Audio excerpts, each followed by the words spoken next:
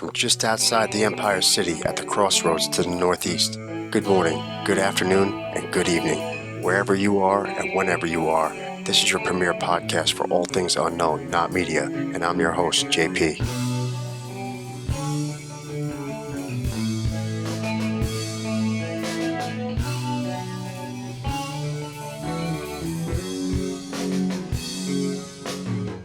Welcome to Not Media. So today's interview, I want to focus on a guest that we have. Our guest today is Paul Jeffrey Davids, who is an author, producer, filmmaker, and artist. His films include Roswell, the UFO cover-up, Jesus in India, Timothy Leary's Dead, The Life After Death Project 1, 2, and 3, and Marilyn Monroe Declassified. Recently, Paul Davids served as an executive producer for an Accidental Truth UFO Revelations. We know how popular this topic has become recently. I watched the documentary and I love how it focused on the years from the early 1940s right up until about the time of 2004, which moving forward until now is the only time period that these UAP and that this Arrow task force focused on or have been discussing. So much great information brought forward in that documentary on the time period for UFO UAP research. Welcome, Paul. How are you doing? I'm doing fine. Thanks for scheduling this, JP. I think we'll have an interesting discussion. Yes, I'm looking forward to it. This series of documentaries and your book. I remember originally reading your book a An while back. atheist, an atheist in heaven. Yes, that is correct. A atheist in heaven, and I first read the book approximately about 5 years ago, I would say, and I just was floored because this was the first time I had experienced a uh, information that I was researching, as far as anything that was considered paranormal, where there was actually physical evidence left over. And, now I had come from a world when I got into, when I first read your book and when I first heard your interview on Coast to Coast with George Norrie. I forget who actually interviewed you. What was it, George Norrie, when you first went on Coast? Yes, I was on Coast with Art Bell back when he was doing the show Oh, a couple of okay. times. But Yeah. in recent years, it's been George Norrie several times. George Knapp, I think, once or twice also. Yes. So when I first heard your interview at the time, I had come from a background of UFO research, and I was very familiar with trace cases and how you had landings of UFOs and there'd be evidence left over. That's very common and very familiar. I mean, there's over 4,000 trace cases documented, but I had never heard of one incident where there was a supposed ghost encounter or spiritual encounter, that there was a trace case, which is something that could be collected, something that could be studied. So I think a lot of people feel the same way about, what people say they have, like a paranormal, spiritual ghost encounter. A lot of time it's almost like a religious experience. It's felt or seen by a person, in some rare instances, more than one person. But then, afterwards, it's like, hey, it's real easy. If you said you saw something 10 minutes ago, for me to say, I think you're confused. It's real easy to do that. It's really easy to do that. And I noticed that with the whole UFO thing. So it's really easy to have a skeptic or a debunker come at you and just say, hey, I don't care what you experienced. I wasn't there and I don't believe you. And, so I thought I thought that your book, An Atheist in Heaven, provided some information under that lines. So getting into today's interview, I want to focus on your documentary series, The Life After Death Project, and your book, An Atheist in Heaven. For our audience, this book mainly focuses on the strange, apparent afterlife contact with the spirit or the ghost of Forrest J. Ackerman, who is the editor of Famous Monsters of Filmland magazine. When did you first meet Ackerman, and what was your relationship with him? I first met him when I was a boy of around 13 years old. From elementary school, I think the year was 1958 when the first issue of Famous Monsters of Filmland came out. And I loved the magazine. I loved monster movies. It was one of my favorite things, science fiction. And when my family got an 8 millimeter camera, I was making amateur movies with special effects with my friends. And uh, my closest friend then, his father, Maxwell Tinsley is his father, took us downtown to the Statler Hilton when there was a World Science Fiction Convention. He'd read in the paper that Forrest J. Ackerman was going to be there. And he said to his wife, "I got to take the boys down. They've got to meet this man," because we were fans, and we were making these movies. And at that age, it was an absolute thrill to meet my hero, Forrest J. Ackerman. And he invited me to come back the next day with my best friend Jeff and bring some of our movies in a projector and show them to some of the fans and to him and his publisher. And this opened up a lot of doors for me because we were invited to submit stills from these amateur movies we were making as kids to this national magazine, and they began publishing them. And we became uh, winners in an amateur movie contest that the magazine held. And in those days of no internet, there weren't a lot of ways for fans, enthusiasts to know about each other and communicate. But that magazine was kind of a bridge whereby, at a young age, I was in touch with a lot of people who went on to be in the business and become directors and work in the film business as I did. So that's how I met Fari. I was young. Wow, that's a great story, actually. That's great that you got to meet someone who meant so much to you at such a young age, and ultimately how that encounter, it sounds like, shaped your life into what you're doing now, which is a follow-up question. Yep.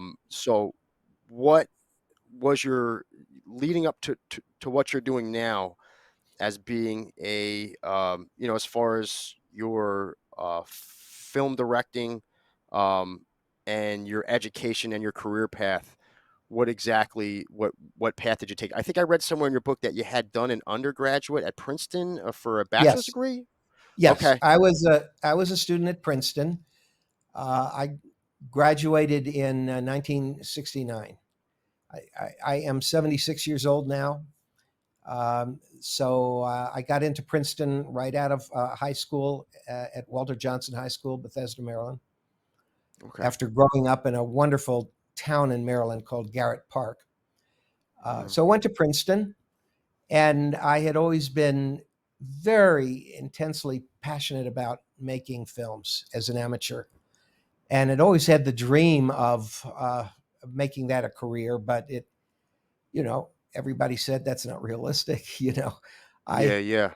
I had a really strong background with my father as a top professor at Georgetown University in history, and of course he wanted me to get a PhD. My mother would have been very happy if I had gotten a medical degree, and I was pre med back then until I think it was the summer between my junior and senior year.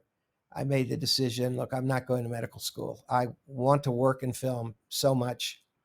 I'm going to head for Los Angeles when I graduate and see what happens. And I was very fortunate to get a couple of scholarships. Um, the first one to USC.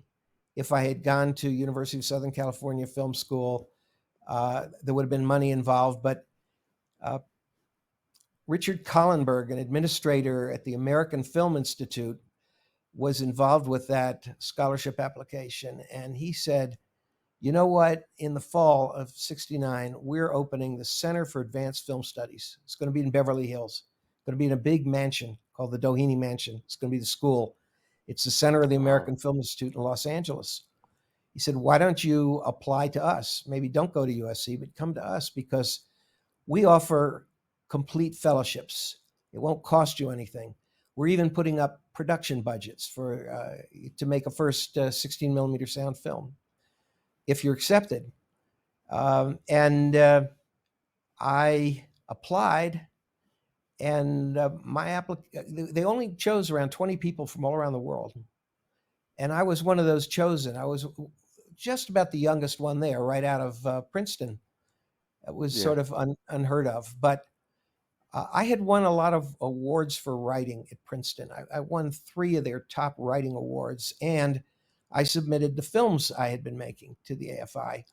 A lot of them were, some were animated cartoons, some of them were stop motion animation special effects. They were very impressed. I got to meet George Stevens Jr., then the head of the American Film Institute at that time, son of the great director George Stevens. And they opened the door for me. I went out to Los Angeles to be one of the first fellows, and that opened up the world of Hollywood for all of us fellows who were there, because everyone in Hollywood at that time was very curious in what was going to become of this center at this great mansion, and who were these students who had been chosen. So we had cooperation, we had help. As we made films, organizations would come forward and volunteer things. Established actors would agree to be in our student films without demanding any money. It was a great start for me. I also met, uh, in addition to spending a time with Forrest J. Ackerman once I went to Los Angeles and visiting his great museum and his house we call the Acker Mansion, uh, I met the great producer George Pal. Great. Okay. He was George Lucas before there was a George Lucas. You know, he did the War of the Worlds and the Time Machine and Conquest of Yeah. Space, Destination Moon, and he became a mentor. He even, when I graduated, offered me uh, writing assignment to write a version of The Hobbit, which he wanted to make. Didn't get made then, but you know, again, from Princeton, I was immersed in that whole world, and I had the possibility of living a lot of my dreams. Wow. That's a that's another a great story. Good to see that you followed your passions. I know you had taken some risks Yeah, to leave a career for being a doctor. So I yeah. don't know if you were going to go on. Were you going to go become a psychiatrist? Was Yes, that I the was possible route? interested. Yeah, Uh, I majored in Okay. Wow. psychology, and I had Yeah. worked part time at the New Jersey Neuropsychiatric Institute when I was at Princeton, and done Oh, great. done some research with Dr. Humphrey Osmond, who coined the term psychedelic, and who had done a Oh, lot of wow. research with Very psilocybin cool. and Yeah. mescaline. And so during my school years, I was introduced to that. It's how I came to make Timothy Leary's autobiography, Yeah. not autobiography, I his know you. Yeah. biography as a film a few years Yes. later, because of that background.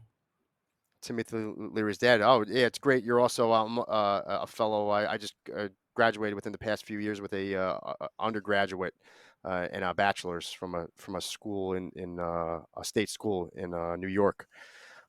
So I saw that Timothy Leary's dead and all the great films that you wanted to make, all the successful films that I had mentioned when I introduced you. So moving forward now,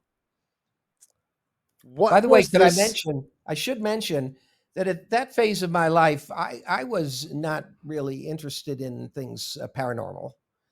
I, uh, Okay. Yeah, I I was was going to certainly, ask you. Yeah, I was that certainly a was going to be skeptic. I was raised by agnostic parents who, okay. didn't Yep. believe in Yep. anything that you couldn't see and touch. And I was raised that way with an attitude. I probably at that Yes. stage of Yes. my life would have been considered a debunker of these things. It wasn't where I was Yeah. going. I didn't choose it as a path. It chose me, as we'll see in our Yeah. conversation.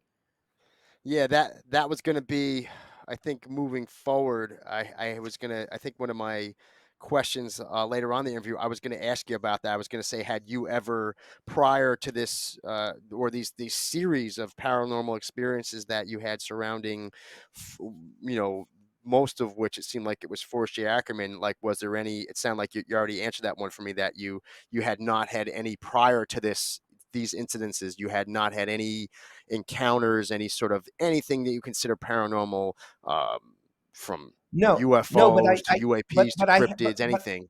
but JP, I had a very interesting introduction to the whole concept and the field. In I think it Yeah. was 1983. At that time, I was working as a segment producer for a lawyer, F. Lee Bailey, very famous lawyer. He was actually one of the lawyers who defended OJ. Oh, Um, wow. but he had a very distinguished career, and he had a television show called Lie Detector. Yeah. And it was on every day, and I was employed as one of the segment producers.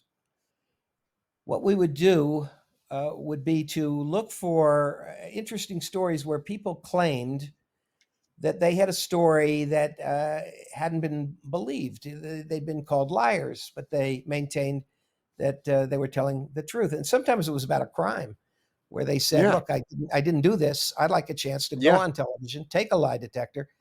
Well, one of the cases that I pulled in for that show was about a psychic detective in New Jersey. Her name is Dorothy Allison. It was a book written about Yes. her. And she showed me all kinds of affidavits and letters from various police departments that as a psychic detective, she had helped police departments locate the bodies of murder victims who had never been found. And she claimed she did this by psychic means. Yeah. She would, she would meet with the family of the murder victim. She would like to touch articles of their clothing.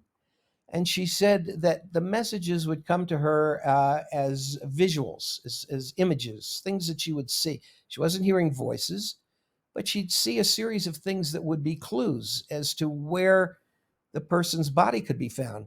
Well, this was, really extraordinary for me. First of all, I didn't really believe in life after death at that point. And to believe her, you'd have to say, wait a minute, these murder victims are going into a world of spirit and they can still communicate to try to help somebody who's still on the physical plane to find their remains and maybe help entrap the person that killed them. So, to me, very interesting concept, but very hard to believe. But I also couldn't argue with all these letters that she had from police departments of cases that she had solved.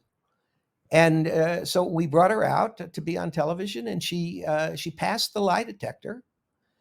No. And Wow. I was so this opened up my mind because in order for her to be doing what she was doing, really, it meant that there really had to be some kind of survival of death. There had to be some possibility of a deceased person communicating with those that were still alive. Yes. Uh, Not communicating with everybody, but in this case, they call her a medium, a psychic medium. Yes. Yes. Some people, lots of people claim to have that ability of being a psychic medium. Uh, Many of them, are not for real, but really, it seems that there are people that do have this ability. And later, years later, when this began affecting my life directly because of Fari Ackerman after he died, I met a professor and scientist at the University of Arizona, Tucson, named Dr. Gary Schwartz. And I learned that he had spent about 15 years studying mediums scientifically in the laboratory there to determine who really had this ability and what could they do. So again, the F. Lee Bailey television show opened up the whole idea that this could be real to me. It was new, but that was 1983. Now you have to realize I didn't do anything with this. I didn't write books about it. I didn't read books about it. I didn't go back to think about it much until this entered my life directly, firsthand, in 2009. So look, what is that? That's around 25 years later. I come back to it because I had to, because Yeah. of things that happened in my life. So it Yeah. shows how And you can go from being a complete skeptic, materialist, yep. naysayer, but your life determines ultimately what you're going to believe and what you're going to know. And you can't Yeah. predict things that are going to happen to you. Life experience, and I did get to that part of the book, and from my understanding of like scientific experiments and double blind studies and triple blind studies, I Yeah. do recall there was a section where Dr. Schwartz was speaking about, that's why we do these sort of studies. That's why when you're testing, let's just take it back to science, when you're testing, like a pharmaceutical company comes up with a new medicine, that is why we have placebo pills, because we give, Mhm. we give one person a placebo, we give one person the actual medicine, and then we could just blind everybody. We can blind the person giving them the medicine, we can blind the person getting the medicine, who the person not getting the medicine, and then afterwards, then all we have is raw data, which is what which is smart, to do an experiment like that, because then you're like, that factors everybody here out, and the only thing left over is what's in that pill. So if Mm. the results actually changed, and it's similar, I'm sure with you could do same sort of studies with people and say, all right, well, you know, we've tested 20 other mediums in similar situations, and there's this one person that, for some reason, everybody else is at the 50% hit, Here, 50% here, miss, 51, here- you know? here's the thing to think about. All right, because I got my skepticism from my mother. She agnostic, and she didn't believe in mental telepathy. She certainly wouldn't have believed in mediums. But what I came to understand when these life experiences started for me in 2009 is we all have very different abilities in life. So I saw a film of a great opera yesterday, and the opera singers are just mind-boggling that people can actually do that. You see gymnasts and the things that they can do with their bodies. Not Yeah. everybody can do that. And Yeah. I did come to the conclusion that this being a sensitive, being a medium, being able to have contact with an unseen realm, it's not something that everybody has the ability to, but some people have that ability, just like some people can uh, are extraordinary gymnasts, opera singers, and musicians. Every other ability that you can imagine. It's an Yeah. innate ability, and it can be developed. It can be Okay. expanded. So just moving forward here, we have these strange occurrences surrounding Forrest Ackerman. Can you get into the original? This would be the um, ink obliteration that first happened, Right. and what Well, was the let ink let me blot let me lead, obliteration? JP. Let me lead up to that a little bit and set the groundwork for it. All right. Okay. So I knew Fari all those decades. I was working out in Hollywood, and he took an interest in my career. I was at Marvel working on the Transformers show, and I wrote with my wife 6 of the Star Wars sequel books for Lucasfilm, and I dedicated one of them to Fari. And I would frequently visit his house. They called it the Ackerman Mansion. Enormous collection of memorabilia from the science fiction movies. He would collect the various props and all the lobby cards and the posters. And so his house was like a museum. Everybody wanted to go and visit it. And we were close. We spent a lot of time together. But Fari was an atheist. He didn't believe in any of this. And it was ironic because his magazine, Famous Monsters, in some cases, it dealt with vampires and movies about ghosts. And it was fine for him as fiction. He even invented the term sci fi for science fiction. That came from him. But he didn't believe that Wow. any of it was real. He Yeah. did, however, say to me and a number of other people at one time, as he was getting into his 90s, he said, if it turns out I'm wrong, I've gone, I'm wrong. I wake up to the big science fiction convention in the sky or whatever. Yeah. He says, if I could, I would drop you a line. I try to drop you a line, Wow. let you know I'm still around. Wow. And so he said it with a twinkle in his eye. He had a tremendous sense of humor. He loved puns and jokes and whimsy, and he was very playful. And he said it to a number of people. He said it to me, but he said, but don't count on it, because it's like Yeah. I don't think it's going to happen. But it did happen. It did happen. Yes. He died.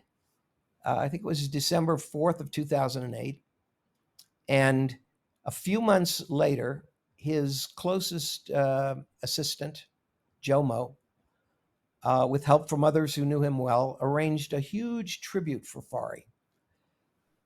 He was very beloved in the world of science fiction, Fari Ackerman. And at the Egyptian Theater in Hollywood, we held this big tribute. I think there were 600 people there. Every seat was taken. And about 10 people spoke, some of them very famous, like his friend, writer Ray Bradbury. Um, Wow.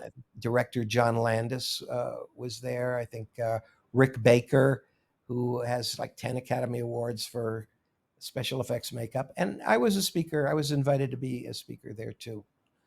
And there were two Canadian fellows there who had made a film about Fari called, I think, Famous Monster, the Forrest J. Ackerman story.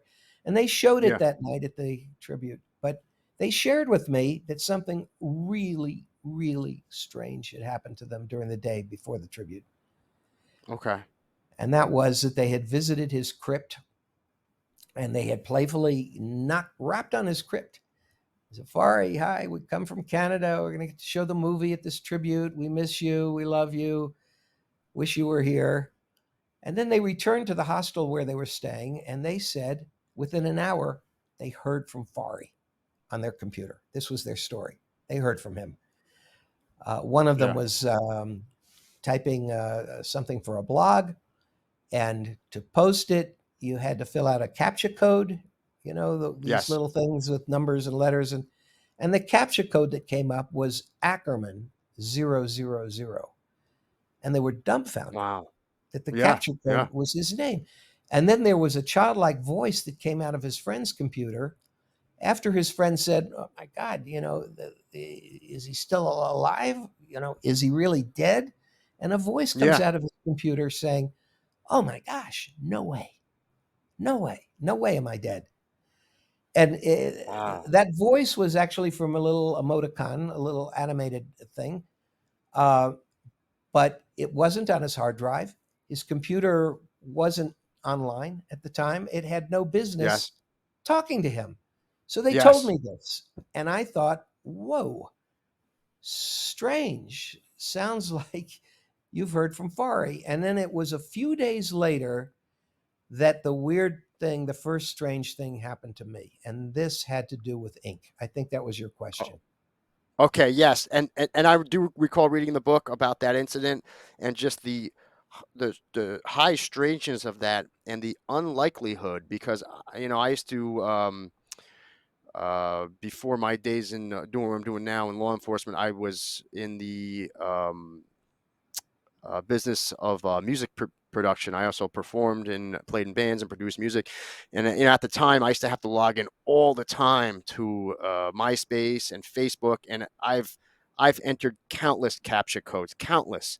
And just off the top of my head, I don't ever recall a name coming up. First off, a name, never mind a specific name, never mind a specific person that I knew. First off, so I don't ever recall a name coming up. Never mind, it's supposed to be random, and for the numbers to have three numbers in a row, that is seems very specific. It's It not shocked, random. Anytime it would be you like know, it 5JX2. yeah, It was always captcha codes were always that. it shocked them. And Yeah. you know, I want to say that this was the beginning of a series of, I'm going to call them contacts, Okay. messages, communications that certainly seemed to be from Fari because so many of them related to him, the things that happened. There was a series of strange things that happened over the next years. It went on for Yeah. years. Yeah. And you've read the book I wrote with Gary Schwartz called An Atheist in Heaven. And the subtitle is The Ultimate Evidence for Life After Death with a question mark. We don't know it's the ultimate evidence, but to us, it seems like this series of things that happened. In the glossary at the end of the book, or the addendum, I think list over 100 strange incidents Yes, that 142. I actually it noted was like the amount of these things incidents. like they came out of the twilight zone, and they kept happening. It's like it Yes. just can't be. And some of them were in the realm of coincidences that were just so unlikely. You just have to shake your head and say, how can that be coincidence? But Other things involved physical, tangible evidence. And this is what challenged me scientifically, because what happened to me that started it for me was I had a document that I Want printed me to out. share this document? We actually Yeah, have you a could copy show of you a this. page of the document. The first, you're going to show a page. This Yeah. was a document of phone calls, business meetings, things that I had done over the previous year that I was going to sort through for tax purposes, looking for what could be a tax deduction. And the actual document was 24, I think, over 20 pages. I Okay. pressed the print command, and I went I went out for the evening. Well, I went out for a couple of hours. I was in Santa Fe at the time. I went to a casino for a couple hours, and I came back, and I picked up the 20 some pages. So, of course, the ink was dry Yeah. because it'd been a couple hours. And I looked over the document, it looked normal. What you're seeing here is part of the document reproduced on page 109 of the book, An Atheist in Heaven. This And you was the see the date. original document. Yeah, this is what the original document said. So on January 3rd, it had one of the items was spoke to Joe Amodi. Now, what happened um, is that I tossed the document down on the bed, and then I was out of the room for 5 minutes. I was alone in the house, no one else there. And when I came back, JP, the document had been changed. Remember, he said, maybe I'll send you a line. Maybe I'll Yes. drop you a line. He's an editor.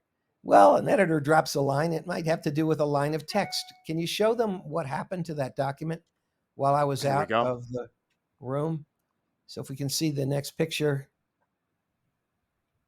Yeah. This is what the Yeah. this This is is what what you were happened. So you referring to in see, your book. yeah, You were underneath Sarah Bernstein HBO, the line is neatly blacked out and blacked out in two different levels of opaqueness. So with a little eye strain, you can see the first two words are spoke to, but you couldn't see the other words. I I had to go on the computer, look at the document file again to see that the other words were Joe Amode.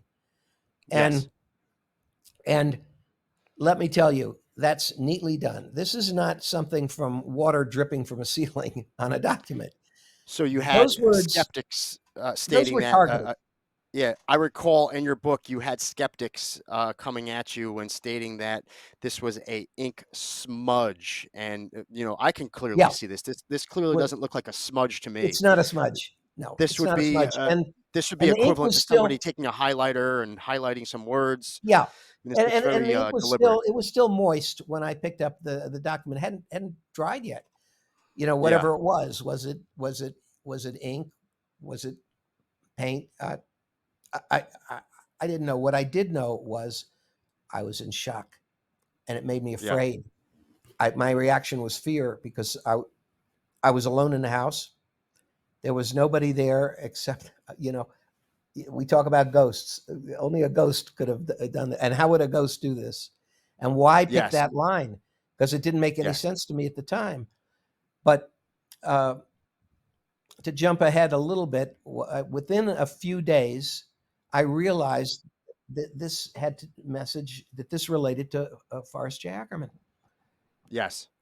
So you'll probably So want me this to is tell how or why. so in your book you stated that you contacted, yeah, if, Jomo, if if you want to get into it, I know there was a Hawaiian man named Joe Mo, who was Jomo, Ackerman's caretaker right up until the, yeah, the point where he died, and a very close friend of his. So you had, in your book, you stated you had contacted him in regards to getting some original documents. Did you yes. suspect, it's like before you spoke to Joe Mo, did you have any suspicions about what this was in regards to? Well, Taken because into of what had happened, context, yeah, yeah, because of what had happened to the Canadian filmmakers. As I thought yes, about yes. it, a couple That's what I'm days saying. later, I asked myself, uh, is this Fari dropping me a line? And then I wanted to know, well, how did he black out words in documents?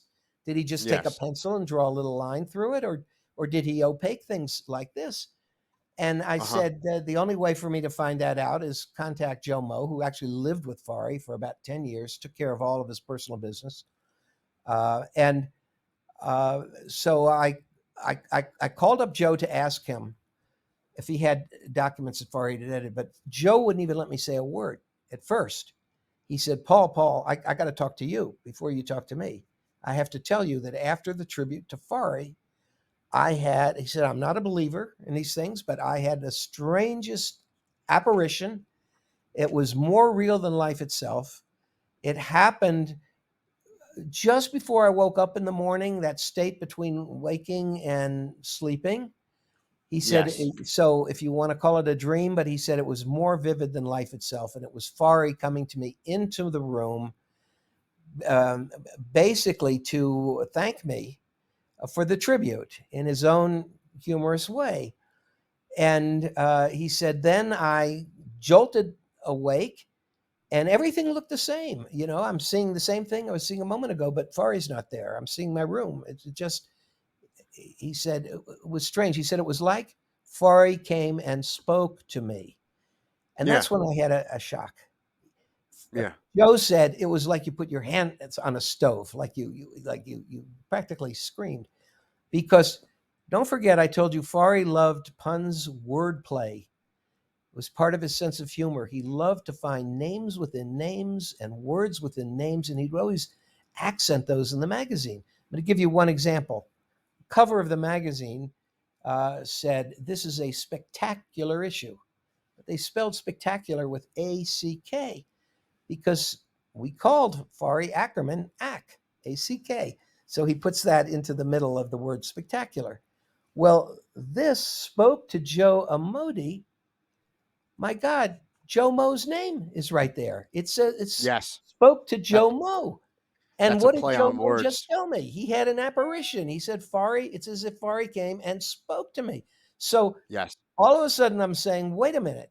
If this is the line Fari promised he was going to drop me, if there was an afterlife, he's telling me he spoke to Joe Mo. He thanked Joe Mo for the tribute. I was a speaker at the tribute to him, the dedication to his life. So in a way, it's a way of extending the thanks to me to say, hey, Paul, I told Joe, thank you. Check with Joe. You'll know. Wow. And the fact And that those linked up and the fact that you were able to draw the connection between yes, the ink blot obliteration and this vivid dream that Joe yeah. Mo had. Now, was Joe Mo at this point, was Joe Mo on board that he felt this was a genuine contact, or was he still just, Well, I just had a strange dream? Joe always clutches his skepticism, afraid to give it up, afraid that what happens when your sense of reality begins to crumble. And so, he tries to stay on the fence. He knows that this is really, really strange. And other Yes. strange things have happened to him and to many people that knew Fari. It wasn't just me. It began Yeah. a whole series of events. So let's look at some of the other. If you back up, let's look at some of the ones that. Now that's. Oh well, we can go. We okay. Back up. Oh, okay. Here we go. Go back one more. Yeah, this is about the Acker Mansion. It's the house that Fari lived in. There he is with his wife Wendane, and it was in the Los Feliz district of Los Angeles. And the house was like 5,000 square feet, like this wonderful museum of science fiction. And everybody who read Yeah. his magazine knew about this. So if you go on to the next one, it's a picture of Forrest J. Ackerman with two of his best friends. There's Ray Bradbury on the right, the great science fiction writer, Ray Harryhausen in the middle, the great special effects pioneer who did the movies like Jason and the Argonauts and all of the Sinbad Yes. movies. Oh, They wow. were they were buddies. Some people called Yeah. them the Fat Pack, um, Yeah. The Bat Pack. Okay. and they Yeah. all That's what I died at the read in your same book. age. I think they were all 92 when they died. Can you go on? Did Did you not become, it sounded like in your book you said, did Ackerman make you an honorary member of his, a Bat Pack? Well, he gifted me his Helping Hand Award. It was a sculpture of his actual hand that he would sometimes give out at his birthday party to someone he felt had been particularly helpful to him. It's a picture of me in 1986 with Fari. I think what we're going over there is one of the Transformers scripts I wrote, because at Oh, that time, wow. working for Marvel This was Productions, the early 80s? mid '80s, about Okay. This 1985 or six. Oh, wow. I was the production coordinator of all of those early Transformers cartoons. And I he had was my just helping credit. you out, or was he in any official capacity, or were you and him just so No, close no, at the no. I time you was would just— just coming to him to tell him about what I was doing and to show him the Oh, very script, cool. get his input, and look at his smile. I mean, he was Yeah. always so genuine and warm, and he was open to everybody. He You didn't have any prejudices. He opened his house on Saturday for any visitors that wanted to come. yeah. Um, no questions asked. If you keep going, So if anybody, if he were to come visit, out of the people he might come visit, you were just so close with him, it seems like it would be fitting yeah. that if, somebody who was an atheist and he had this Well, revelation that there is some sort of an afterlife yeah. that He was also, you understand, he was a futurist. For him, okay. science fiction was paving the way for what the future might be, and he was fascinated by all the possibilities. Everything from time travel to space travel, and uh, all the different aspects that science fiction raises. And so it seems very logical that if there is an afterlife for the spirit, it's someone who is as strong a futurist as he would want to spread the word back to those that he knew. If you keep going, we'll go beyond these. Let's go to the chemists, because Yes. So what I did when the zinc blot happened, uh, I wanted to turn it over to science. I wanted to see if chemists could tell me what it was. And I happen to know, the chairman of the chemistry department, Indiana University, Purdue University, Dr. J. Siegel. He's deceased now, but he was my first oh, cousin. He was my I'm first sorry to cousin. hear about that. Yeah, I read in your book that he was your first cousin. And also, just while it's fresh on my mind, um, did Forrest Ackerman know that Dr. J. Siegel was your cousin, No, and any no, of the work he knew that nothing that about. that No, he had no connection with so him. yeah, I'm I just curious, that if he were to make this, because it seems, and I'm not saying this from a skeptical point of Yeah, view. I'm saying this from like a serendipitous point of view. It seems very convenient in a good way, in your sense, that you happen to just have a first cousin who was had the capacity to yeah. study famous this famous document. chemist, famous Yeah, chemist, a forensic yeah, chemist. So he worked for the FBI, and he would testify in very major national cases where there was chemical evidence that could bear upon whether someone was guilty or innocent. So I hand carried the document to Dr. Siegel, Jay, let's call him, my cousin. And okay, he began studies in his laboratory of it. And he started out feeling like, well, he'll be able to solve this because he was an expert in paints, pigments, solvents, and inks. He had had a grant to study all kinds of solvents and pigments, and he was a world class expert on this. And yes, I want to tell you, he was so baffled by what this was. He agreed it had to have been deliberate, it was targeted, those words. yes, And the fact that there was nobody else there who could have done it physically. But what did science have to do? Well, he was so baffled. He brought in reinforcements. And also in his lab while we were there, a few strange things happened that made him think, what's going on here? A computer that turns itself on when it shouldn't have done that, and a few other strange things. Now let's go to the next chemist, because he called in Dr. John Allison, chemist in New Jersey. They had both worked together for years in Michigan, and he sent me to Dr. Allison in New Jersey with the document to do electron microscope tests and all kinds of very, very technical things.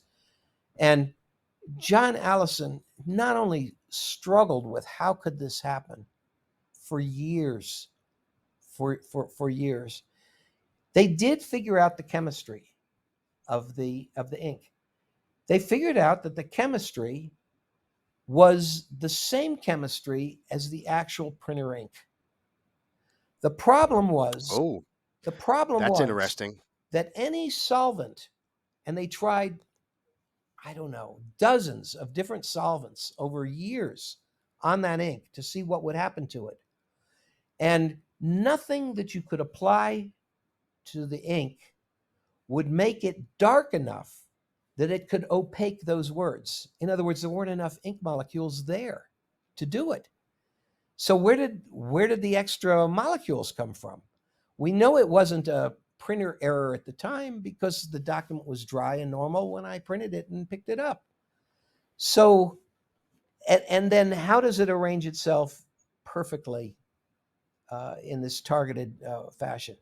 And then really weird stuff started to happen with Dr. Allison.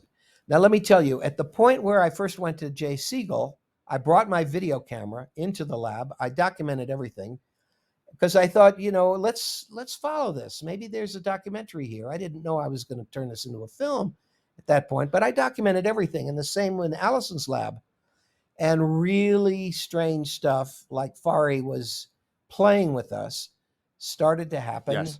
to John Allison. And it's continued. I want to tell you, it's continued right up to this last month when I was on Coast to Coast Wow. AM.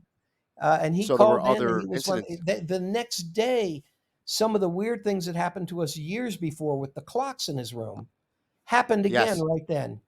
There was a clock that hadn't worked in years that when I was there with him suddenly chimed, and he just took a double take and said, that hasn't worked in years. That shouldn't be chiming. And then two really weird things just happened within the last month with his clocks. But if 100 things have happened to me in all these years, 20 things have happened to John Allison researching this, and both of the chemists say science can't solve this. This is beyond what we can use all our scientific tools to explain. And they leave it at that. They can't take it any further than that. That's amazing. Just some follow-up comments and maybe a question about that. So first, yeah, I'll just take the clock in first order, and then Yeah. I'll ask you about the ink blot for further on what the scientific evidence found. So with the clock, just to clarify, during your documentary, you filmed It happened while is I it was the Life filming. After Death Project Part One? Yeah. It happened while you were filming that. The clock chimed. Now you went further to explain that that clock that had chimed needs a key to wind up.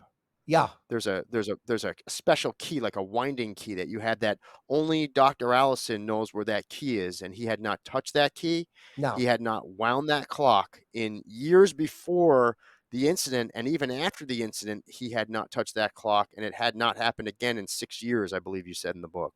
Yeah. So I mean, that's a huge chunk of time, and for that clock to chime directly when you were sitting on a documentary talking about Forrest Ackerman, the odds of something like that occurring, if you just wanted to come up with numbers, would be like one in the easily, if you could say hundreds of thousands, if not a million. I mean, like the number is just astronomical. Yeah. The It's odds beyond that something like comprehension. that. Hmm. Yeah. So, and then I think at the time, Dr. Allison, because he seemed, even in the documentary, through his body language and the way, like, or at least at first when you met him, from the way it sounded like he was talking to you in the book, that he was very skeptical, and he framed Yes. you as being a possible source of this ink Yes. blot Yes. obliteration because Yes. When I it's such a came big to him, claim. yeah, when I came to him and he's looking for an explanation, I'm a suspect. The question Yeah. is, am I telling the truth? Yes, I'm telling the truth. Every word I'm telling you is exactly what happened. But uh, he didn't know that.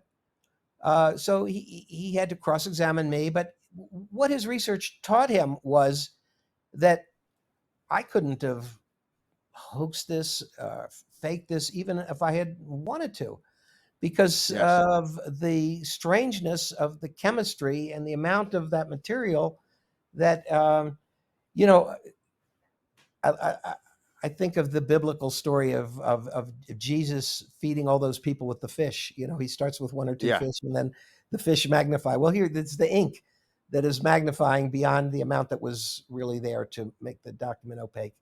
Another thing, So one of the early things that happened right then when I was filming, I knew that at the Acker Mansion, which at that point had sold to someone else, and they had renters there, and the renters had been having ghost experiences. And there had been yes, a man that they had seen repeatedly in spirit. a shadow, right? There was That an was like the incident of a shadow shadow on a person, wall. shadow of a person moving across the wall when there was nobody there. And this would happen repeatedly. And they didn't know about Fari Ackerman and that he had lived there. And they called the ghost Victor. They said, he seemed pleasant enough. And but one of the tenants was a singer, and she would rehearse there with her music on a music stand. And she said repeatedly, when she would leave her music stand to go get a Coke or go to the bathroom or something, and she'd come back, the pages would be on the floor scattered around, and there's no breeze there, Yes, there's nothing to blow the pages off.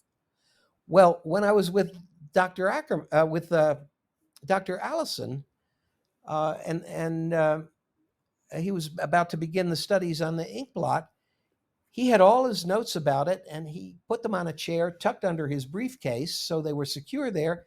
And he was out of the room upstairs for a little while, and he came down, and the pages were scattered all across the floor like someone had picked them up and thrown them. Same thing yes, that like kept happening to the tenant at the Acker Mansion. It's like it's a clue. v- It's still the same very strange. spirit in communication with us.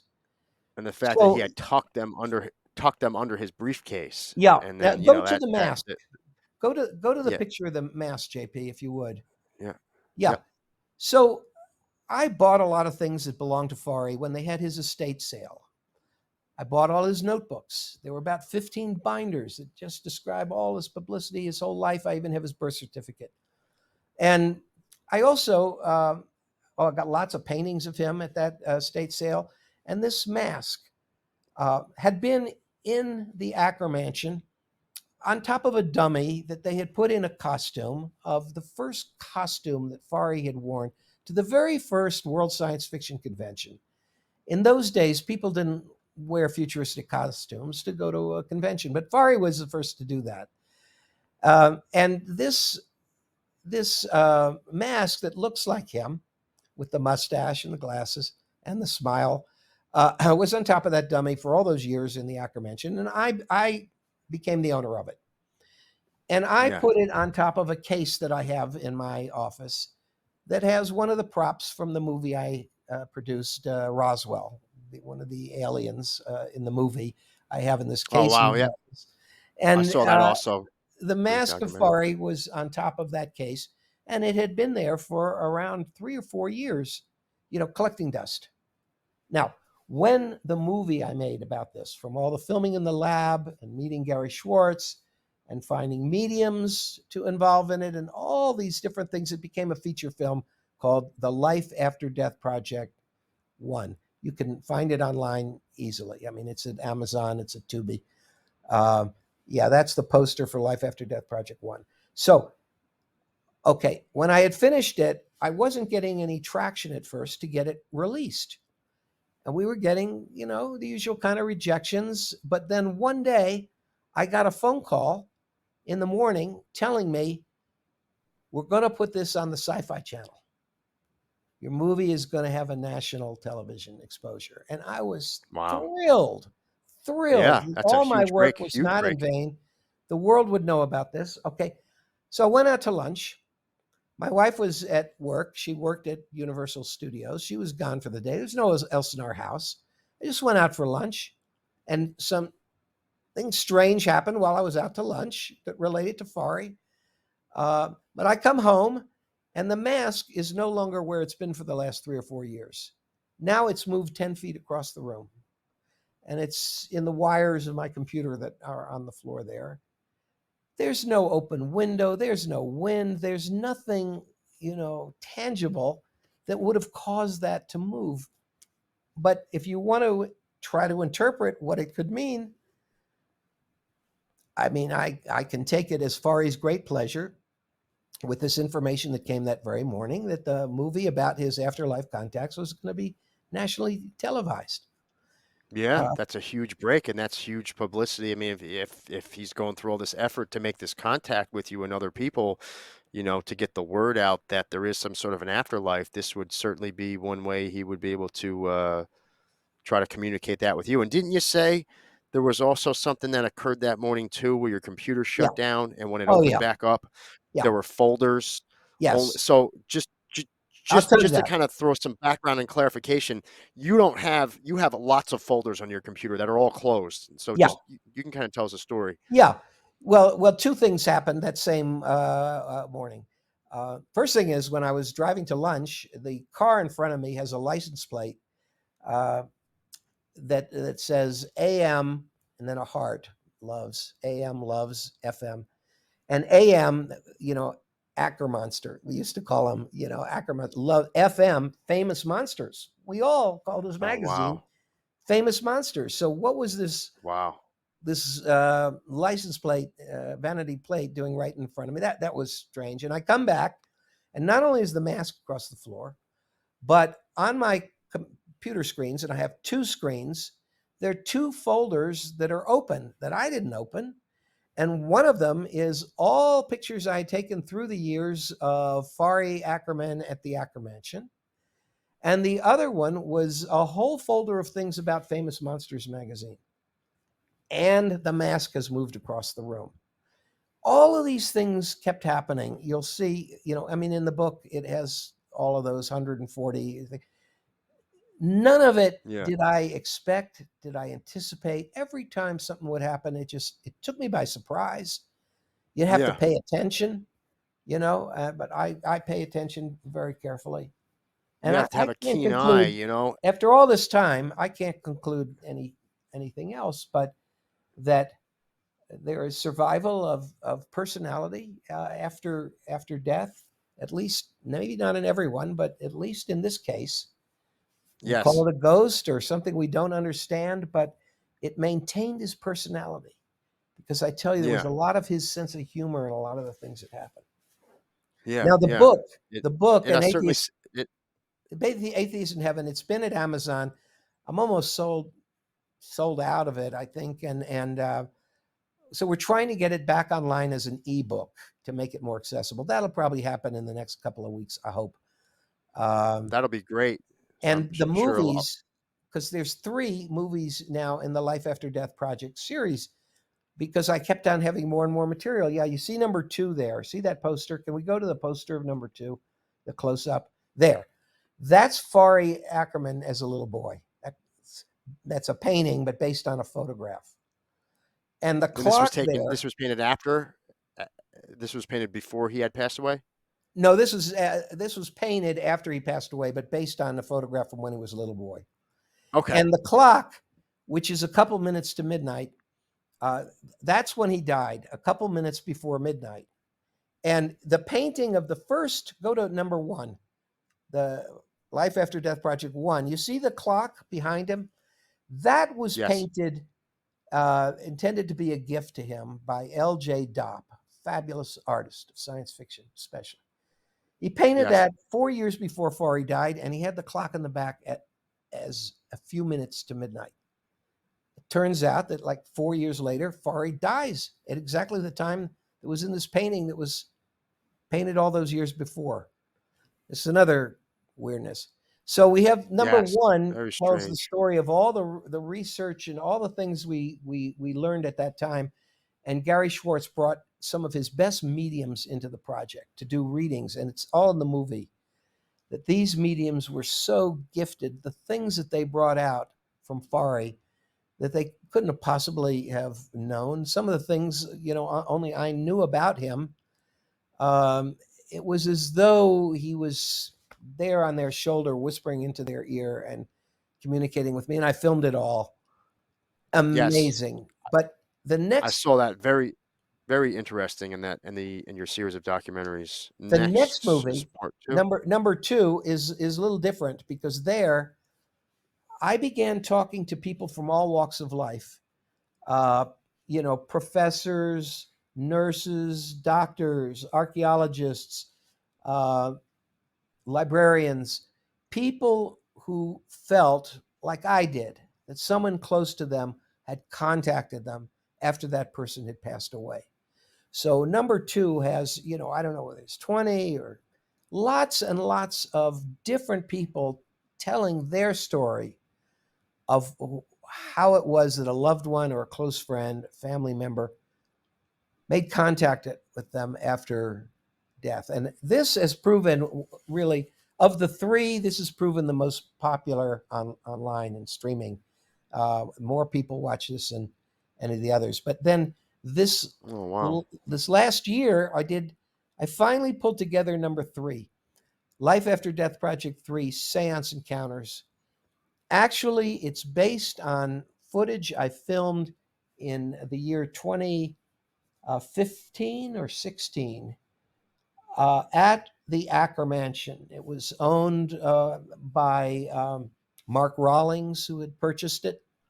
And he gave me permission to bring a team of 10 researchers into the house.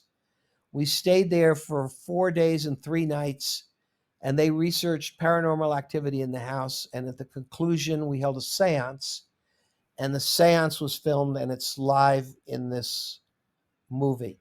So each of the three in the series has a different emphasis, but all of it works towards substantiating that spirit and personality, for some people in some cases, survives death, and that contact with that realm of afterlife does happen. Does happen. I, I think it's the most skeptical people see all three of those movies, and even those who really don't want to believe because they're atheists or they just have always said it can't be, even those people, they shake their heads and say, look, I don't know. What can I say? Yeah. There's so much evidence there. One person wrote in a review that the evidence coming at you in these movies, it's like trying to drink water out of a fire hose. It's blasting at Oh, you. wow. So There's many. there's You've just seen so them all. much. You've seen them all. Yeah. There really is. I mean, I read all the encounters, all 142 of the strange encounters. Um, there just seems to be so much going on, and it kind of to kind of just give some just follow up questions about everything that you had mentioned. Okay. So you had stated all the scientific data that was given from Dr. Allison about how the ink was taken from your printer. That nobody It else was was in the chemically room, it was chemically identical to the printer ink. but there was more of More of the it than that was there, and those words. So you could put yeah, any somehow solvent it on it. was concentrated. Yeah, there are hundreds of solvents, and these guys had studied all these solvents, and they, even in his classroom, he did it as a class project. He had the kids experimenting with solvents, and what the answer is, whatever solvent you use, it's not going to make it opaque. It's not enough there. It's going to be transparent. And Yeah, why, in my document, are there two different levels of opaqueness that you can read those first two words? You can't read the second two words that are completely blacked out. It's another thing that yeah, brings your attention to it. It's deliberate. Something deliberate was done there as a message. yes. So, um, moving forward onto your co-author, Dr. Schwartz, he also had a whole section about what they call ITC. Is it instrumental Instrumental trans transcommunication? instrumental And transcommunication. Yeah. and he came up with a system to be able to a series of instruments sensitive enough to be able to detect it. I believe in the documentary he stated as low as a photon to be able to detect any sort of change in in certain um, In an attempt measurements. to communicate with spirit, Yes. he developed a computer software program to measure changes in energy. He had all of these different sensors that measure all these different things, from electromagnetism to radiation to light, um, and he attempted to communicate with Fari's spirit. And he has a bar graph, and you can see in real time in the movie, because we're looking at his computer screen, that in response to things he is asking, he's getting a response in this bar graph. as this green bar is popping up on his screen, Yes. giving him a reply to his questions. It's amazing. It's really, Yeah, Dr. that is Schwartz amazing. is an astonishing scientist and was a great collaborator on that book. That he would be able to set up a series of instruments, and that he would actually have results to where if he said one thing, he wouldn't get a result, but if he said something else that you would expect a result, you would expect you might get an answer Yeah, from, that the numbers on the charts were actually going up. So there was actually some, you yeah, know, you would be able to say like, all right, if I ask 10 questions and they have no relevance for anything going on, but the second I ask a question towards a spirit, that's the one that all of a sudden pop, pop, pop, like the bars start going off the chart. Like, yeah. I mean, how many times do you have to do that before you start scratching your head? Like, what is going on here? Like there's clearly something going on. And, And and then in your case, the really the fortunate thing in the Life After Death Project #1 is that you see all that in real time on the screen yes. as he's experimenting. So, has this and as far as how this has changed you, because I know you said you grew up in a household where your parents were agnostic, like has this changed your view? Obviously you believe that this is going on, this is some communication, so this is, has this changed your view on whatever, Oh, you completely, your completely. and your wife, because I'm sure she's this whole way along, she's probably been right next to you when all these things are happening. Has it changed her views and your views, Yes, as far as what you believe, and as far as what's possible, you know, yes, yes, and it's continued right and up to religion? I don't know. at the end of the Life After Death Project 3 Seance Encounters. I have one of the most recent incidents that happened in the house we moved to in Sedona, Arizona, in the garage there. Um, that One of the things I acquired from the Ackerman estate was a poster of Fari. Let me see if you can see it. Well, if you look behind my computer screen, it's there all the way across the room. I do That's see it. Fari's head sticking up on a mounted poster. It's Fari the day he received his Hugo Award, an important science fiction award. And I got that at his estate sale, and it was in a garage up in a house we owned at that time up in uh, Big Bear Mountain up in California. And it had stayed in the garage for, about 10 years. I didn't have it on display, didn't show it to anybody. It was just there. And when I moved, it was transported to Arizona, and I had guys with a truck who were unloading everything, and they unload that and they stick it in the garage, leaning it against a file cabinet. And within 60 seconds of the time they put it in this other garage, 4 boxes with memorabilia, one of them quite heavy, that were on top of the file cabinet they leaned it against.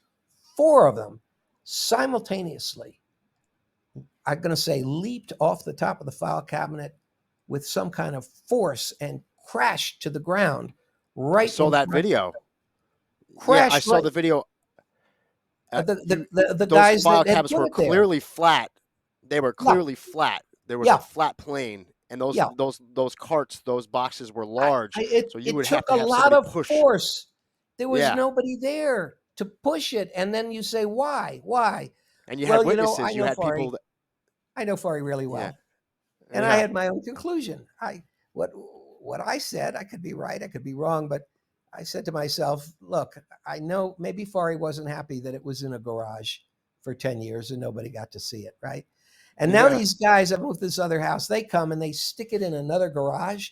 It wasn't going to yeah, stay there, but they put it in this other garage, and it was like Fari saying, "Oh no, not another garage.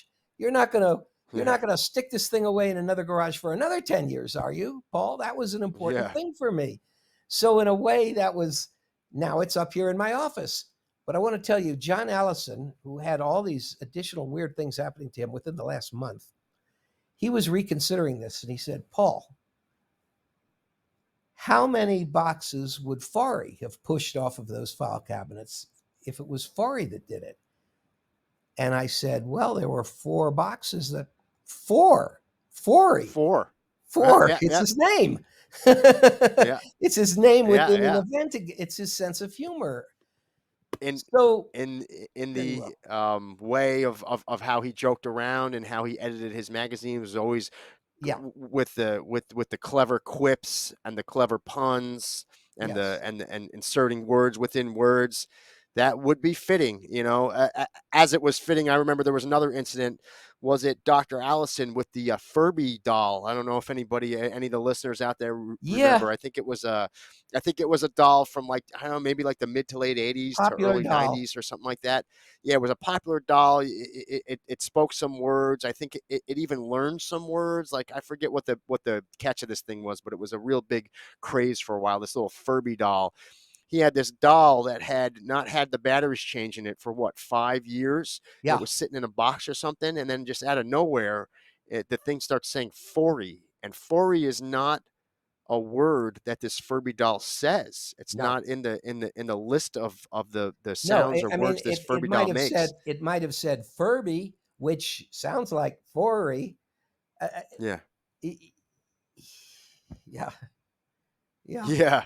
So, So you yeah, so asked that about was going to be, how it changed my beliefs, and yeah. the bottom line is I've come full circle. From the skeptic, scoffer, non-believer to now I say, look, it's real. Phenomena Yeah. happens, absolutely real. You can't dismiss it. What does it mean? It means uh, that this world that we can touch and feel is not the only world here. There is another realm of existence that intersects with us and can interact with us, and we can't see it. Now, Yeah. I'm not a scientist. I don't know.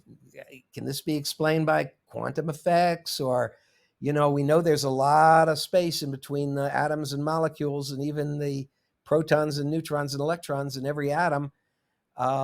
Most of creation is empty space. Is there something there that we can't detect?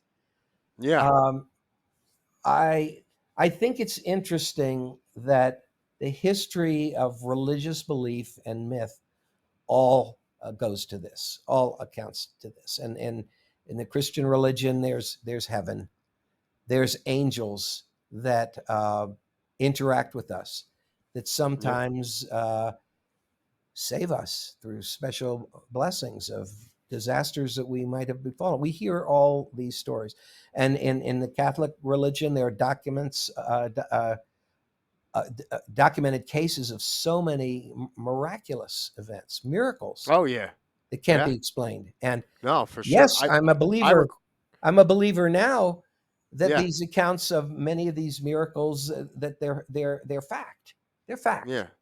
They actually happened, and uh, you know, I think that human beings were created in a way not to be able to understand and perceive all of this behind it. We can't quite see the man behind the curtain, if you know what I mean. It's Yeah. like I mean, it's and there I are guess limits to what our at brain some can. level, maybe at a some level that's fitting if you think about it, if you just take a step back and think about this life, maybe if this life is some sort of a learning experience or test, if there are answers behind the curtain, Yeah, maybe we don't deserve maybe because our path, we need to figure it out on our own, or we need to do certain things on our own. Not having all the answers forces us to step outside of our comfort zone and, you know, grow and be better people. Because if you had all the answers to the test, at the end of the day, when you sit down at the desk, it's like, well, why do I have to study? Why do I have to do anything? I mean, yeah. all the answers are going to be given to me. So if you look at it like that, maybe, like you said, it's fitting that, there is a reason why everything's not given to us, that it's held back, but maybe once in a while that And and curtain comes and, and, back and and we can glimpse through it. like the first 40 years of my life where I didn't have any of these strange things happen. Life was just quote unquote, normal. Uh, for many, many people, I don't know if it's most people, they never have contact with this other realm or these strange experiences. I have friends who Yeah, never say mind that, physical evidence. yeah, I have friends who say, it's fascinating what you're saying. Nothing like that has ever happened to me. And I can't explain why not them, why me. Why did it wait for me until the second half of my life? Uh, Yeah. I don't know. I Yeah. do want your listeners to know, it's very important to me, JP, that they know my website, that they can go there. It's Paul Davids, Davids, and then a hyphen, and then artist.com. And what you'll find there Okay. is not only my art, because I have a large body of work as an artist, hundreds of paintings, pen and ink drawings that you'll see there. And there have been coffee table books of my art. But there's a section called films, and there's links to, I think, almost all of my different movies. I've done about 12 feature films, including Jesus in India, and the Sci-Fi Boys. And I did one Yeah. about the miracle of the Virgin of Guadalupe called Before We Say Goodbye. My Catholic friends love this movie because that is a very strange miracle from the year 1531, in which a peasant in Mexico beheld what he felt was the Virgin Mary appearing before him. Now, was that Hmm. actually Mary? Was it an angelic spirit? Was it an alien? Who knows? But Yeah. the the lady, the holy lady that he saw, imprinted her image on his cactus cloth of his cape Wow. that he was wearing. And this is Yeah. a holy relic for Catholics. It's on display at the Basilica of the Virgin of Guadalupe in Mexico City, and it Yeah. exists today.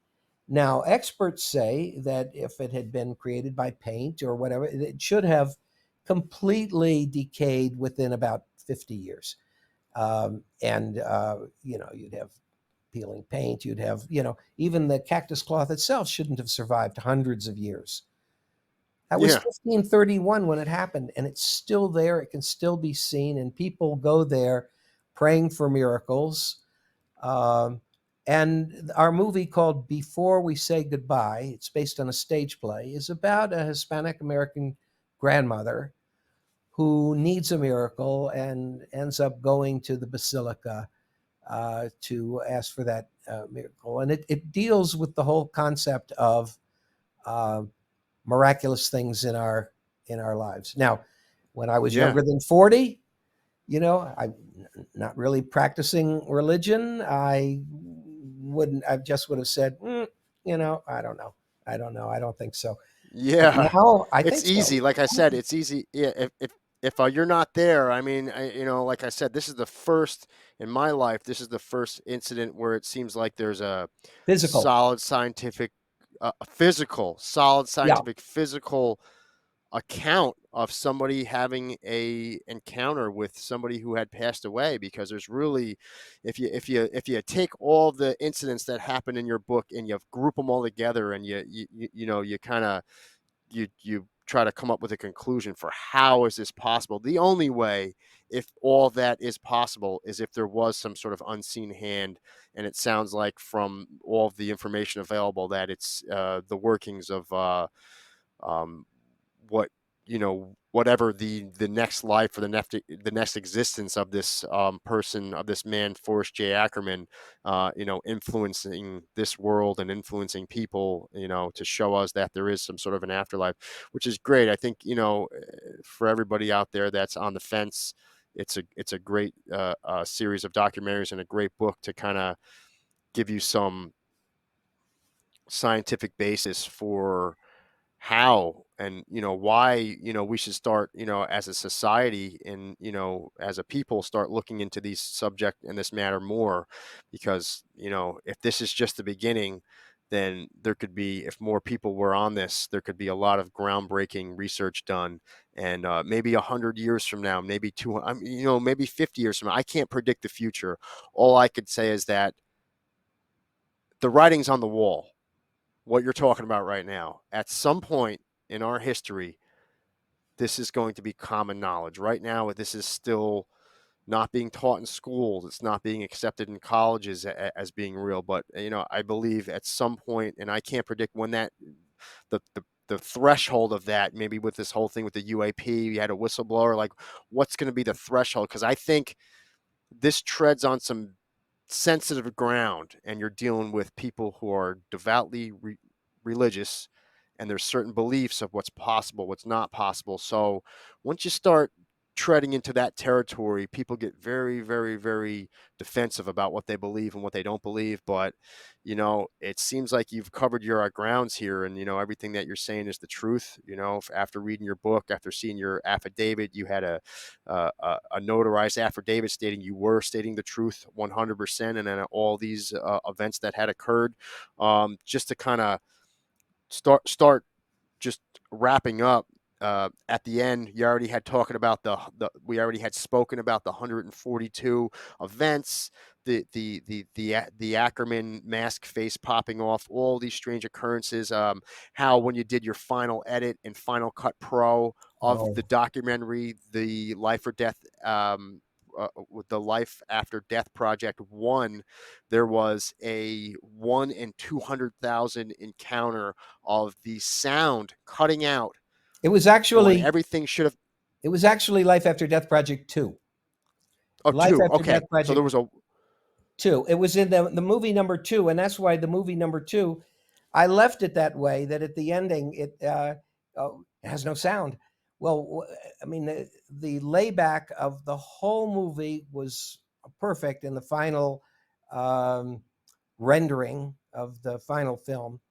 But at the point where the fellow who was with Fari when he died, and can tell us he died at just a few minutes to midnight, at the point that that fellow talks about the painting of Fari that showed the time of his death a few years before, and Fari's going like this in it. It's like a silence gesture. It's like the silence of death. At that instant, the soundtrack stopped between there and the end of the movie. And just at that exact moment, referring For to the no silence reason, of for death. for no known technical reason. There's no No. reason. Everything was 100% running, Yeah. functional, Yeah. and that final edit should have been perfect, Should and and just the and sound cut out. I checked all the material afterwards, and there was no problem with the It was soundtrack there. on the actual. It was Yeah. all there. Yeah, it just So this is in the vein of how it appears that these people that are attempting to contact us are able to approach manipulate us. electronic equipment. Yeah, in a ways where maybe it's easier to come in a vision, in a dream, easier to affect a computer or a signal on a circuit board, where there's a microvolt going through a chip somewhere, and they could influence that chip for a split second, and that'll cause a function of a computer to stop. Like, these are things that they may apparently, and even from the ink blot that appeared mysteriously, without any known scientific reason on a piece of paper, that they're able to influence physical reality at certain levels. So just wrapping up, one of the biggest skeptics that had come against you was Dr. Shermer. I know we had already spoken about how he was saying that this was a smudge. We had gone into detail that, through incident and examination after examination after examination, including the backup testimony from Dr. Allison stating that this certainly was not a smudge. This was a deliberate mark on a piece of paper by in 2 levels of opacity from some unknown force that cannot be explained by science. It looks like Dr. Shermer had a event of him for himself Oh my before he God! got Yes. married, I believe in June of 2014, where I'm not going to spend too much time on it, but anybody that wants to look this up could just, the name of the article is Anomalous Events That Can Shake One's Skepticism to the Core, and it was printed in Scientific American. And after all of this skepticism against you and what happened with your encounters with Forrest J. Ackerman, It happened to him. Dr. Shermer had a very similar encounter that literally shook him and his wife. She believed that there's no other way to explain that a non-functional transistor radio from the 1970s that was proven by Dr. Shermer. He could not fix He it. couldn't fix it. He tried. It belonged to her grandfather. Mysteriously, Her grandfather. yeah, that belonged to his wife's grandfather, who had passed away when she was 16, minutes before her wedding started. that radio started playing love songs and classical music. Yeah. And there was no explanation. That radio came to life, a radio that had not been functional for decades. And And Dr. Allison, it played I'm for sorry, Dr. Shermer, he even attempted to fix this radio when she brought it over about 3 months prior to this incident. He took it apart, he wiggled some wires, he put some new batteries, smacked it on a table a couple. Like he attempted for his best knowledge of electronics to get this radio functional to no avail with negative consequences. He could not make this radio functional. And then right before him and his wife are about to wed, or him and his fiance are about to wed, right before, just as they're getting ready, the radio comes to life and starts playing love songs. And she looks at him and she says, "Oh my, oh my God, this my has to be grandfather. my grandfather." And Yeah, he because even felt like, she had said how right could you before the explain that? she'd said right before the ceremony, how I wish that my grandfather could be here to experience this with us. She had been raised by her Yeah, grandfather. The radio played for 24 hours, then it stopped, and they could not get it to work again.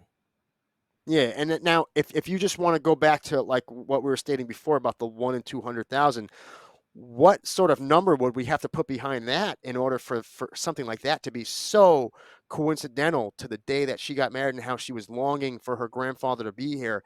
I mean, we're talking one in, like the astronomical numbers of some of these events occurring in random would be, it gets to the point, statistically speaking, it's zero. So there has to be some other reason for these events to occur. And I was just going to just follow up with that last before we wrap it up here. Did he ever reach out to you after that event happened and have any further comment to you and your experiences, or was it just that article and you had not heard back? Because I know he was devoutly against you and he was trying to basically Well. Let me let pour me water let on your whole me story. let me clarify that a little bit. I don't think it's fair to say he was devoutly against me. He's in the Okay, film number one. He allows. He just said we can't explain this now, and he said, well, if okay, you want to believe that there's a life after you die, there were billions of years before you came into this body. Then you don't you have to believe that you existed in some form before you came into this body? Hindus, of course, would say yes, of course, it's reincarnation. But yeah, he left the door open, saying, "Look, uh, as far as he's concerned, we have." He doesn't accept any proof of this now, but he said it may be that through what we discover about the quantum realm, that someday we can prove that this isn't paranormal, but it's part of the normal physical reality. And one day it'll show up as chapter 16 in your physics book. He allowed for the chance that it's something we don't understand that could be a real effect, but he maintained his skepticism. And even after the wife's grandfather's radio played, he wrote about it in Scientific American, which upset a lot of his skeptical colleagues that he would even go oh, there. yeah, so you're He supposed to took be on a flack team. for even giving it Yep, yep, importance. But he is forever the skeptic. I don't say he was forever the skeptic about UFOs, and I don't know what he's saying now that we have David Grush's testimony that they've been covering yeah. this up for our whole lifetime. Uh, Yeah, but yeah, I was thinking about that, like, all the skeptics out there that now that we're yeah, actually having some credible well, people coming they forward, have and egg on their face, and it's going to get yeah, what worse are they going to say? as what Grush has to say is confirmed by these people that have access to the classified information. But in any Yes, event, yes. you asked, did I have any further contact with him? Well, after the book came out, I brought him a copy of the book, and I had him sign. I had this was even this was even before the book came out because there's a picture of it in the book. I think it was when the Life After Death Project DVD came out. I had him sign something for me about it, and he wrote something to the effect of uh, to Paul Davids, who has uh, embarked on a very honest research with integrity with respect to this phenomena. Something like that. I don't have the Oh, exact words, but he acknowledged in so his dedication that I was honest. I hadn't made anything up, so and I was so sincere. so So that's good. And you feel like that changed after he had this encounter, or before you felt It was you before. had that respect from him? No, it Okay. was before he had. I think he saw the So he movie. wasn't, like you said, to be fair to him, he left the door open at the end. He didn't say, Yeah, "Oh, this is a smear. I don't want to hear about this." He said, "There's a possibility of what you're doing. There's some truth to it. Maybe we just haven't, our science just yet hasn't caught up to the point where we're able to, as a people, accept that this is going yeah. on." But he's saying Well, there's a possibility. I Okay, think which, the which important is thing fair. there also was the fact. I think he used the word integrity in describing me. Integrity, I'm which is a good. person of He gave you integrity. credit. I I don't. certainly think, Yeah. I don't have yeah, time for people who want to say, "Oh, your story is so incredible. You just must have made it up." Well, I don't have time for that. yeah, I've I told you the certainly think story. It's true. after reading your book, after watching all three series of your documentary, I certainly think you crossed your T's and dotted your I's. There's definitely integrity to your research. I mean, I don't think you could have gone more into it. You did. You covered all your angles. You covered all the bases. I mean, if there was proof, of an afterlife, and if you're on the fence, if there is proof or if there's not proof, this certainly would be the series of documentaries to watch, the book to read, because at the end of the day, if you group everything together, there's really no other way to explain it. It's just too, each event in itself is extremely, extremely, extremely unlikely, and with the ink blot obliteration, impossible. So, according to modern day science, the incident with the ink blot obliteration is impossible. This could not have occurred. So, like, according to science, they would probably try to say, well, somebody had to do it. This had to be a hoax. But you've proven again and again and again in your line of research that this was a real event. This was a factual event where some unknown hand affected physical reality and left some words on a piece of paper crossed out, which led you on a journey and an investigation. And you found other coincidences and other people that had encounters with this individual, and it all kind of linked up. And it's a really amazing story. If you heard it, you would think, and you didn't know and you didn't believe this, you would think it had to be some sort of made up story. But the fact that it's reality is amazing. Um, let's And they can see, see the just movies online. I think for free. I mean, I think number one and number two are on both Amazon and Tubi, TUBI, yeah. that channel. I was able to watch all Num, three off of YouTube.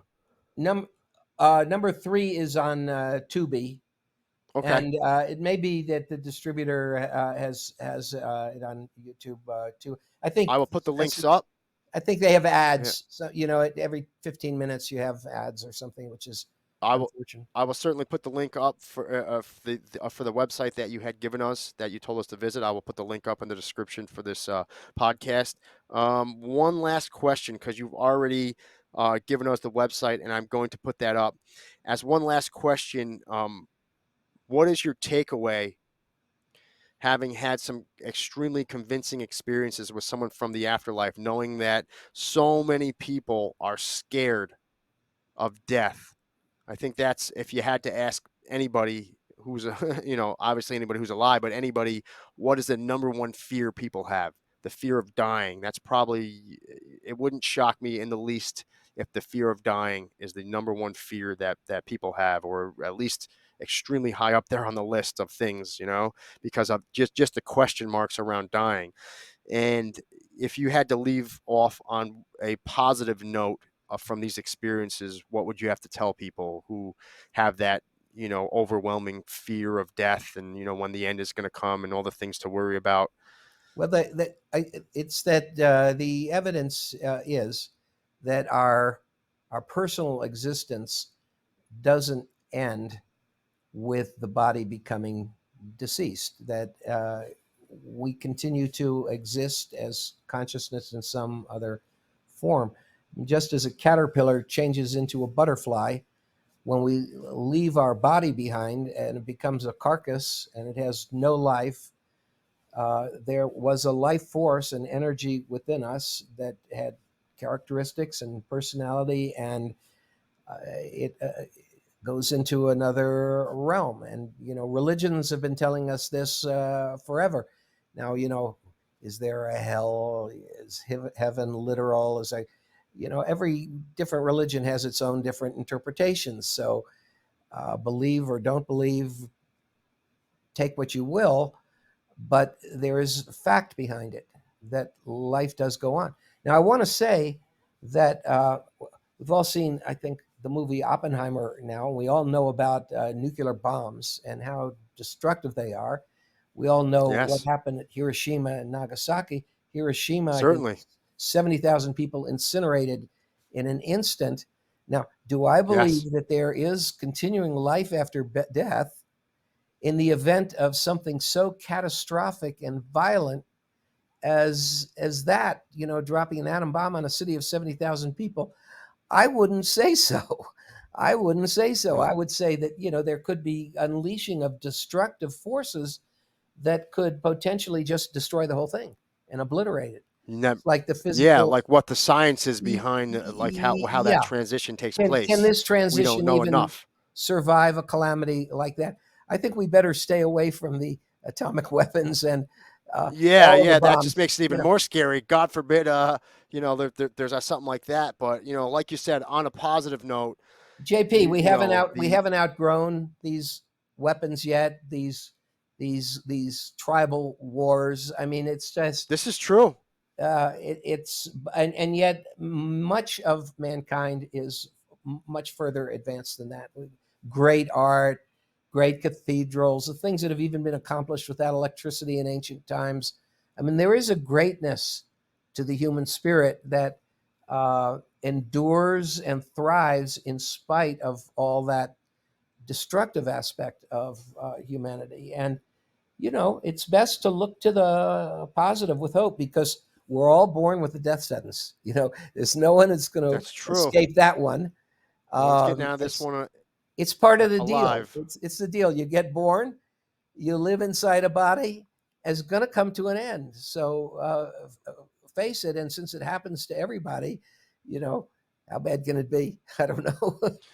Might So as well stay I, positive in the sense that we know that there's going to be something after this. We know we're moving on to some other plane of existence, yeah, and this eh, isn't the end. This isn't final. So we have such a negative view here, especially in the West. When someone dies, everybody has to wear black. There's this real, almost like negative connotation, like it's final. And we're saying right now it's not final. We have proof, and you have yeah, the proof, and you've documented that proof that when your life is over, you go on, to some other plane of existence. And that's actually fascinating. And I think this is, going to be, hopefully sometime in the near future, this becomes more of an accepted view, that someday we could be accepting even in the world of science, and stop making this only something that it has to be you either have to be someone who's spiritual, or you have to be someone who's religious. But if you're someone who's science, you don't believe in this stuff. But we're getting to the point, the cusp, of where science and religion and spiritualism, they all kind of merge. So I'm looking forward to that. And it's I'm grateful that I was able to do an interview with somebody who has had contact with somebody on the other side from these anomalous events that have been documented in your documentary and books. Paul Jeffrey Davids, I certainly appreciate you coming on Not Media. Thank you, everybody, for joining in. Stay well, Paul. thank you very much. I've enjoyed it. Thank you all for listening to this episode, and thank you everyone who has chosen a life of service. This is not just military, fire, police, and EMS, but also anyone who has taken their talents and passions and used them for the service and betterment of others and this world. I'm not saying goodbye, I'm saying until next time. This is your host, at Not Media, JP, signing off. Stay well, everyone.